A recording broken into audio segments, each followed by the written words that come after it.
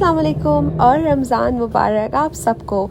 आज मैं आपको एक बहुत मज़े की चीज़ दिखाऊंगी। मैं आपको दिखाऊंगी कि हमारी मस्जिद में कैसे इफ़्तार का इंतज़ाम किया जाता है, तरावी का इंतज़ाम किया जाता है। और आज क्योंकि आखिरी रोज़ा भी है तो ख़त्मुल कुरान का दिन भी है, तो आइए चलते हैं मस्जिद और देखते हैं कि आखिरी रोज़ा, चांद रात और तरावियाँ किस तरह गुजरी, और ईद का दिन भी आपके साथ ज़रूर शेयर करेंगे। हर रमज़ान में पहले से आप रजिस्टर करवा सकते हैं 30 डेज़ में से कोई भी एक दिन अपने लिए, जिस दिन आप इफ्तार स्पॉन्सर करेंगे मस्जिद के लिए। ये उसका सेटअप होता है जो मैं आपको दिखा रही हूँ जिम्नेजियम के अंदर, और इस तरह सेपरेटली बॉक्सेस रख दिए जाते हैं। कोई भी आ सकता है, खा सकता है। ऑफिस से लोग आ जाएं, फैमिलीज़ आ जाएं, तो लोग अंदाज़न इफ्तार रखवा देते हैं रोज़ाना। एक सैम्पल इफ्तार बॉक्स है, कुछ भी रख सकते हैं आप, किसी भी किस्म की रिस्ट्रिक्शन नहीं होती, ज़्यादा खाना रखें, कम खाना रखें, इंडिविजुअली सर्व करें, प्लेटर में सर्व करें। लेकिन इस तरह अच्छे तरीका है कि कम्युनिटी के लोग मिल के खा सकते हैं। आप अपने घर से कोई एक डिश भी उठा के ला सकते हैं। अरबी लोग, पाकिस्तानी लोग, बंगाली लोग, इंडियन लोग, हर जगह के मुसलमान आते हैं, तो अक्सर ऐसा होता है कि हमें उनका भी खाना एंजॉय करने को मिलता है, और वो हमारे पकौड़े खा सकते हैं, और हम अरबी लोगों के जो है वो फलाफल खा सकते हैं। तो हम एक दूसरे के खानों से भी थोड़ा बहुत इंट्रोड्यूस होते हैं इस चीज़ के थ्रू।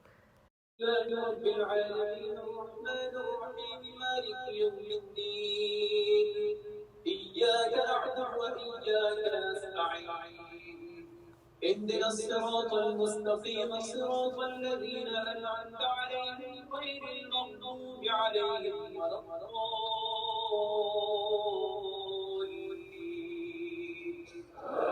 ये एक ऐसा मंज़र हुआ 29 रमज़ान को ख़त्मुल कुरान के दिन, जब एक शख्स ने दायरा इस्लाम में दाखिल होने का फ़ैसला किया। और ये हमारी मस्जिद के इमाम साहब हैं जो कि उससे इस्लाम कबूल करवा रहे हैं, उससे कलमा पढ़वा रहे हैं। तो मैंने सोचा भी नहीं था कि मैं ऐसा मंज़र देख सकूँगी, और उस वक्त वहाँ मौजूद होंगी। और पूरी मस्जिद में तमाम लोग, ख़वातीन अपने वाले हिस्से से सब उठ के खड़े हो गए और उसको देखने लगे और उसे सुनने लगे। لا إله إلا الله وأشهد أن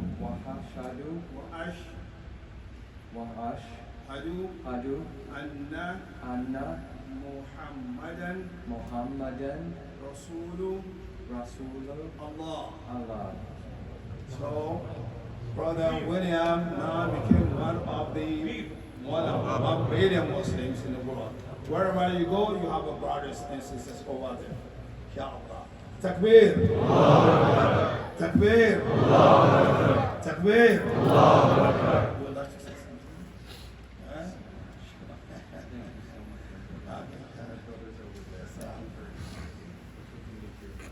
Thank you. MashaAllah. Thank you very much. Allah subhanahu wa ta'ala affirm you.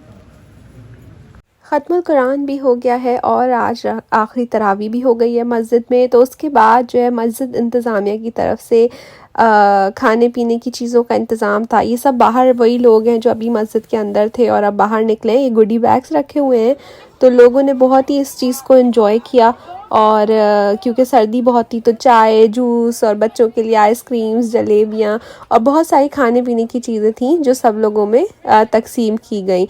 तो मस्जिद को हम लोग अक्सर महीने के बाद और वैसे फ़ंड्स देते हैं, और वो रिक्वेस्ट भी करते हैं, फ़ंड रेजिंग भी प्रॉपर्ली करते हैं, ताकि उसके जो पैसे हों उससे मस्जिद की तामीर की जाए, उसको उसमें फैसिलिटीज़ लाई जाएं, और लोगों को इस तरह के स्पेशल डेज़ पे थोड़ी चीज़ें दी जाएं कि लोग भी उससे खुश हों। और अगर नमाज हुई है तो उसके बाद ये कोई छोटी मोटी ऐसे ही चीज़ें रख दी गई।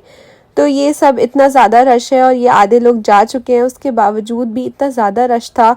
और बहुत अच्छा लगा नमाज़ पढ़ के, तरावियाँ पढ़ के, और उधर देख के कि कितनी रौनक जो है वो रमज़ान के महीने में यहाँ की गई है।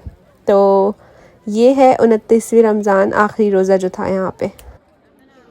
और अब आ गए हैं हम लोग ईद से एक दिन पहले के आखिरी और सबसे ज़रूरी काम की तरफ, जो कि चांद रात को ही होता है, और वो है शॉपिंग और मेहंदियाँ लगवाना। तो ये हमारे एक ऑर्गेनाइज़र हैं पाकिस्तानी कम्युनिटी के, जिनके काफ़ी मीडिया इंडस्ट्री में भी लिंक्स हैं। तो वो हर साल एक करीबी इलाके में ये बाज़ार लगवाते हैं, चांद रात बाज़ार, जिसमें ये सारे कपड़े और आप देख सकते हैं कि ये ड्रेस $165 का था। तो इस पाकिस्तान से मुकाबले में बहुत महंगा मिल रहा है। वही कपड़े होते हैं, वहीं से आए हुए होते हैं, पर दुगनी और 3 गुना ज़्यादा प्राइस में मिलते हैं।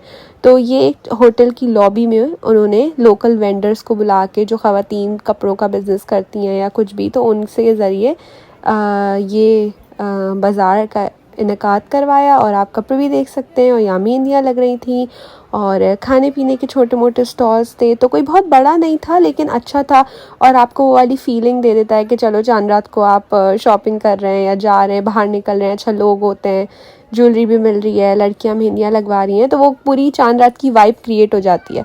तो ये बहुत अच्छा बाज़ार है, लेकिन यहाँ से कपड़े नहीं ले सक रहे थे क्योंकि हमें खैर चाहिए भी नहीं थे, क्योंकि पहले से तैयारी कर ली थी। लेकिन फिर भी अब ये ड्रेस आई गेस बहुत महंगा था, मुझे याद है कि इसको आपको प्राइस भी दिखेगी इसकी।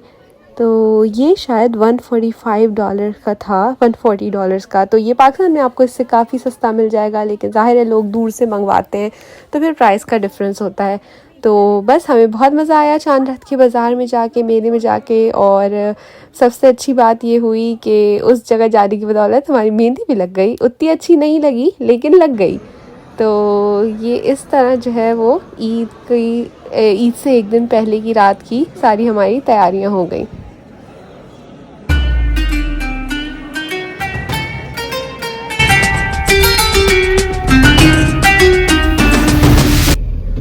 और फाइनली हो गई है ईद मुबारक। ईद मुबारक आप सबको, पाकिस्तान में रहने वालों और अमेरिका में रहने वालों और हर जगह रहने वाले मुसलमानों को बहुत बहुत ईद मुबारक। तो ये हम ईदगाह जा रहे हैं ईद की नमाज के लिए। और बचपन में मैं जब 8 साल की थी तो कराची में भी मेरे दादा मुझे ईदगाह लेके गए थे नमाज के लिए, लेकिन उस दफ़ा बस सिर्फ मर्द हजरात होते हैं वहाँ पे, तो वो एक मुनफरिद एक्सपीरियंस था, अलग था। और ये बिल्कुल अलग है कि यहाँ ख़वातीन भी होती हैं और सब लोग जो है खूब शरारे गरारे पहन के और भारी से भारी जोड़े पहन के जो है वो ईद की नमाज़ पढ़ने आते हैं।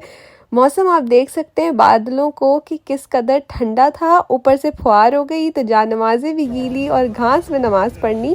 तो वैसे लेकिन बहुत अच्छा लगा क्योंकि लोगों से इतना बड़ा लोगों का मजमा था और सुबह 9:30 बजे नमाज थी, लेकिन ख़वातीन की तैयारियां देख के लग रहा था कि उस पर 3-4 घंटे कबल से ही खूब मेहनत की गई है। तो ये जो है वो आदमियों का एरिया है और उस तरफ अगली तरफ ख़वातीन का एरिया था। और नमाज़ पढ़ी, फिर सब ने गले मिले और ईद के दिन की शुरुआत एक बहुत ही अच्छे और ख़ूबसूरत तरीके से की गई। तो आप सबको भी ईद मुबारक और उम्मीद है आपने एंजॉय किया होगा ये व्लॉग और सारे मोमेंट जो मैंने आपके साथ शेयर किए। अपने ओपिनियन से, अपनी राय से मुझे ज़रूर आगाह किएगा। अल्लाह हाफ़िज़।